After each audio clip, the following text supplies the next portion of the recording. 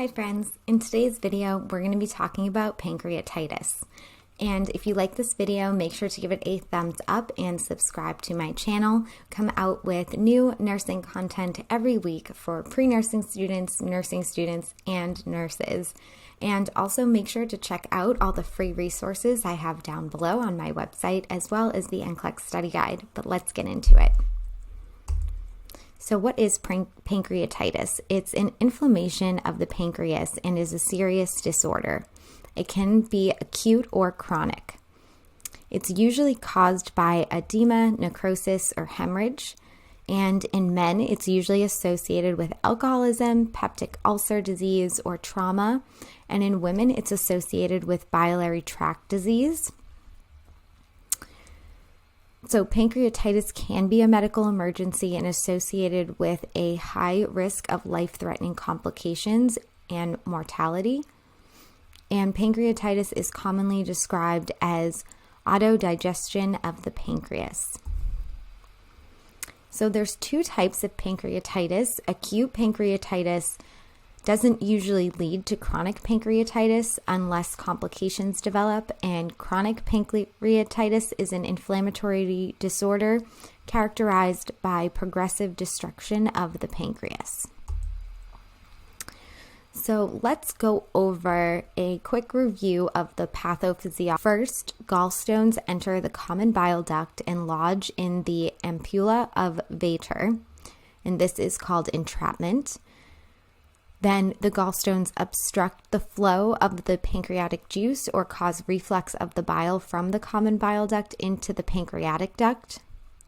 This leads to activation, so enzymes within the pancreas are activated, and this leads to inactivity. So normally these enzymes remain in an active form until the pancreatic secretions reach the lumen of the duodenum. And this leads to enzyme activities. So activation of the enzymes can lead to vasodilation, increased vascular permeability, necrosis, erosion, and hemorrhage. And this leads to reflux. So the enzymes that enter the bile duct, where they are activated and together with the bile back up into the pancreatic duct, causing pancreatitis. This is one of those charts that I love and put in a lot of different videos. So this is the pathophysiology more in depth of acute pancreatitis.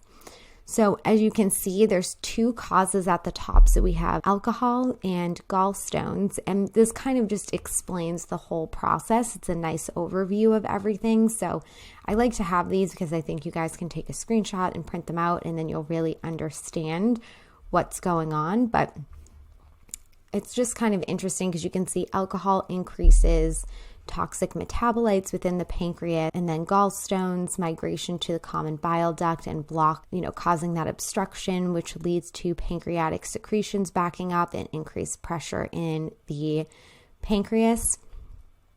And then this will lead to pressure compression of pancreatic blood vessels, causing tissue ischemia and activating of inactive protease, which are those different enzymes which digest the pancreatic tissue, and this leads to necrosis or death of the pancreatic cell, which leads to massive systemic inflammation, which kind of also leads to inflammation and self-perpetuates that necrosis.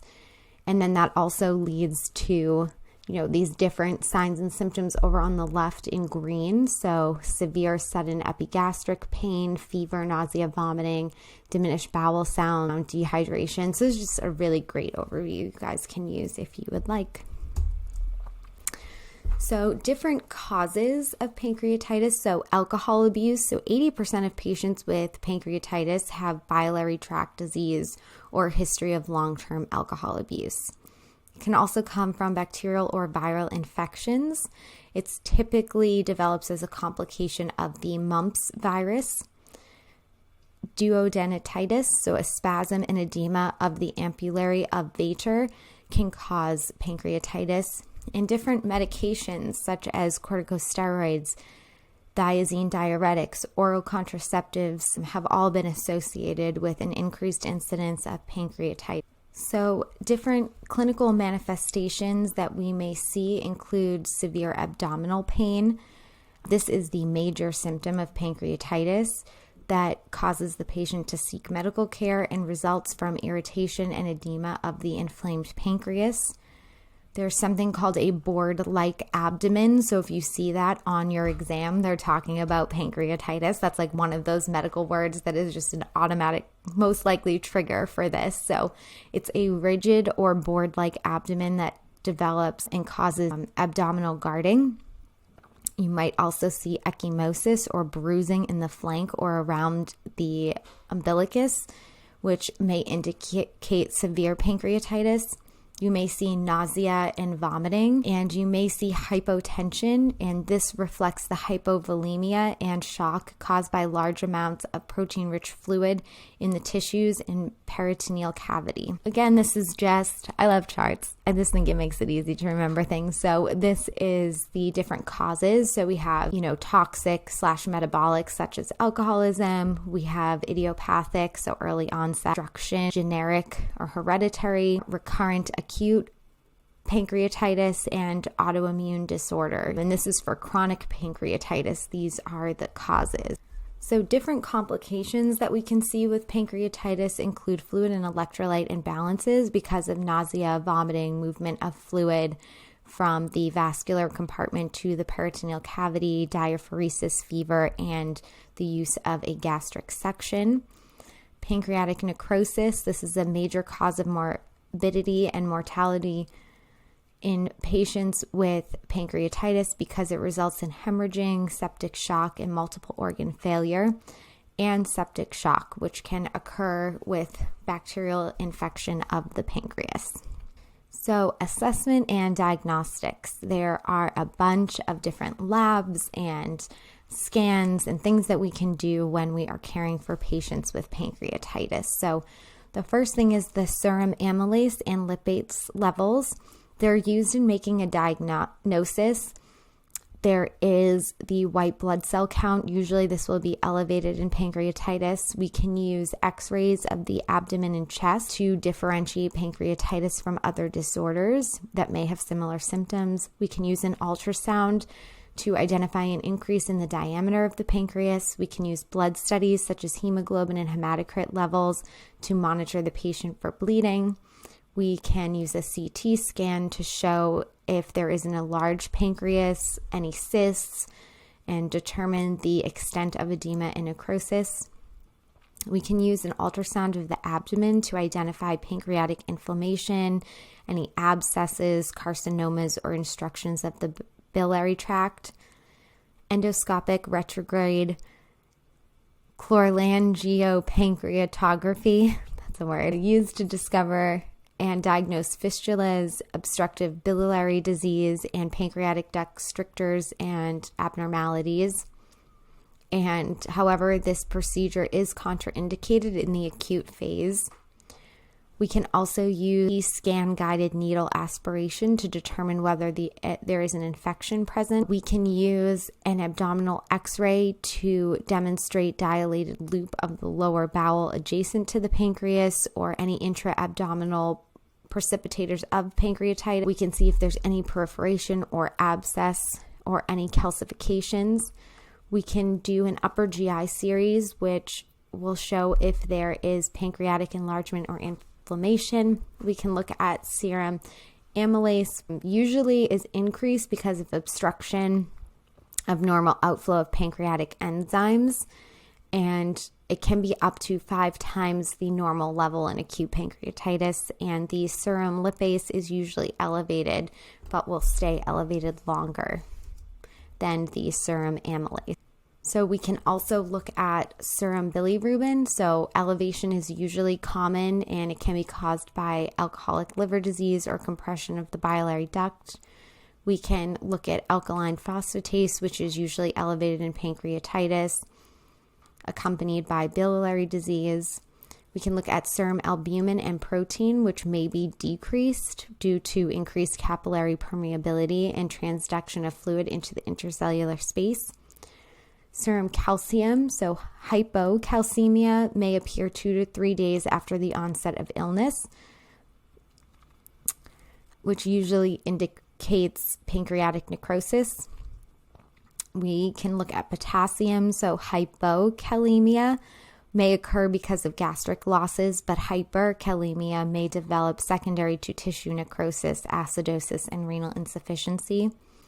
We can look at triglycerides, so the levels may exceed 1,700 and may be a causative agent of acute pancreatitis. We can look at LDH and AST, which may be elevated up to 15 times normal because of the biliary and liver involvement. We can look at a CBC count. A white blood cell count of 10,000 to 25,000 is present in 85% of patients. Hemoglobin may be lowered because of bleeding. Hematocrit is usually elevated. Serum glucose, so transient elevations of more than 200 are common, especially during initial and acute attacks. Sustained hyperglycemia reflects widespread cell damage and pancreatic necrosis and is a poor prognosis sign. We can look at the PTT, so prolonged if coagulation develops because of liver involvement and fat necrosis. We can look at a urinalysis, so glucose, myoglobin, blood, and protein may be present. We can look at urine amylase, so this can increase drastically 2 to 3 days after the onset of an attack. In stool, we can look at for an increased fat content. This is called steatorrhea, and this indicates an insufficient digestion of fats and protein. So the medical management of pancreatitis includes pain management. So we want to make sure we're administering adequate analgesics such as morphine, fentanyl, or hydromorphone is essential during the course of pancreatitis, and minimize restlessness, which can stimulate pancreatic secretion further. They may need intensive care, so correction of fluid and blood loss or low albumin levels is necessary to maintain fluid volume and prevent renal failure. They may need respiratory care, so they may need aggressive respiratory care because of the high risk elevation of the diaphragm, pulmonary infiltrates, effusion, and atelectasis. They may need biliary drainage, so they'd have to place a biliary drain or an external drain and stent in the pancreatic duct through endoscopy, and this will reestablish drainage of the pancreas. So surgical management, there's a few different things. So a side-to-side pancreoduodermostomy, this is also called a ductal drainage, and this is indicated when dilation of the pancreatic ducts is associated with septa and calculi, and this is the most successful procedure with a success rate of 60 to 90%. Caudal pancreoduodermostopy, this is a ductal drainage, and this is indicated for uncommon causes of proximal pancreatic ductal stenosis not involving the ampulla. There's also pancreadoduodenal, this is right-sided resection with preservation of the pylorus. So this is also called a Whipple procedure, which is a much easier name. And this is indicated when major changes are confined to the head of the pancreas, and this preserves the pylorus and avoids usual sequelae of gastric resection. And we can also do pancreatic surgery. They may have multiple drains in place post-op, as well as surgical incisions, and it's usually left open for irrigation and repacking every 2 to 3 days to remove necrotic debris. So as the nursing management, these are just some of the things that we should be assessing. So assessing current nutritional status and increased metabolic requirements, assessing of respiratory status, their fluid and electrolyte status, any fluid and electrolyte loss, and checking their abdomen for ascites. Different diagnoses, nursing diagnoses we can give these patients include acute pain related to edema, distension of the pancreas, and peritoneal irrigation, imbalanced nutrition, less than body requirements related to inadequate dietary intake, impaired pancreatic secretions, and increased nutritional needs, an ineffective breathing pattern related to splinting from severe pain, pulmonary infiltrates and pleural effusion and atelectasis. So planning and goals for these patients include relief of pain and discomfort. So the current recommendations for pain management for patients with pancreatitis is opioids like morphine, hydromorphone, and fentanyl via a patient-controlled analgesia or bolus. Improving breathing patterns, so the nurse should keep the patient in the semi-Fowler's position and encourage frequent positional changes. Improving nutritional status, so they should receive a high carbohydrate and low fat and protein between acute attacks. So low fats and low protein. And maintain skin integrity. The nurse should be performing wound care as prescribed and take precautions to protect the skin from contact with drainage. Yes, these are all those things we just went over.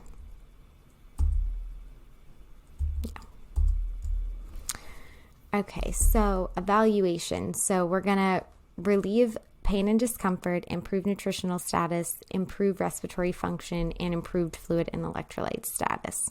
So again, your evaluation is based on how your patient responded to your interventions. So they're always can be different. So discharge and home care guidelines, we're going to teach the patient. The patient may have difficulty recalling many of the explanations and instructions that were given because they were in a lot of pain, so teaching may need to be repeated and reinforced. The nurse is going to instruct the patient about factors implicating the onset of pancreatitis and how they need to avoid high-fat foods, heavy metals, and alcohol. They are going to help the patient to understand complications, so giving verbal and written instructions about the signs and symptoms of pancreatitis, and what should be reported promptly.